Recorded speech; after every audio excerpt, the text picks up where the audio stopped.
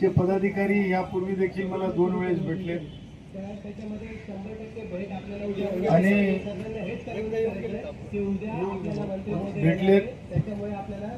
मी तुम्हाला थोडं कायदेशीर सांगू इच्छितो.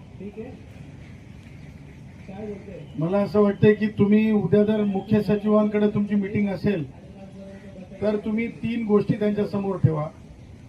एक, माननीय सर्वोच्च न्यायालयाचा LM केसरी नावाचा जजमेंट. LM केसरी कोणती जजमेंट? LM केसरी.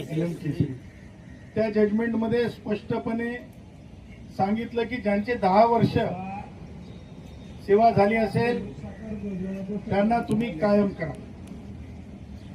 त्याच्यामुळे ज्यांचे 10 वर्ष झाले त्यांना उमादेवीचा खटला अडवा येत नाही. कोणता खटला अडवा येत नाही? उमादेवीचा. कोणता खटला? उमादेवी. कारण तुम्हाला लोक बॅकडोर एंट्रंट म्हणतात, म्हणजे मागच्या दारानं आलेले. परंतु तुम्ही LM केसरी प्रमाणे कंत्राटी जरी असाल तरी सुद्धा तुम्ही कायम ठरता. काय ठरता? कोणत्या जजमेंट नुसार? ते म्हणले उमादेवी की तुम्ही म्हणायचं आम्ही केसरीचे आहोत, उमादेवीचे नाहीत. त्यानंतर अर्नेश कुमार विरुद्ध उत्तर प्रदेश सरकार. कोणता निर्णय? अर्नेश कुमार विरुद्ध उत्तर प्रदेश सरकार. त्याच्यामध्ये स्पष्टपणे सर्वोच्च न्यायालयाने सांगितलंय की जे लोक एक सारख्या कारणासाठी नोकऱ्यांमध्ये येतात त्यांना 2 प्रकारची ट्रीटमेंट द्यायची नाही. त्याच्यामुळं अर्नेश कुमारच्या आधारे आमची अर्धी माणसं नाही तर 2 वर्ष ज्यांनी नोकऱ्या केल्या त्यांनाही कायम केलंय.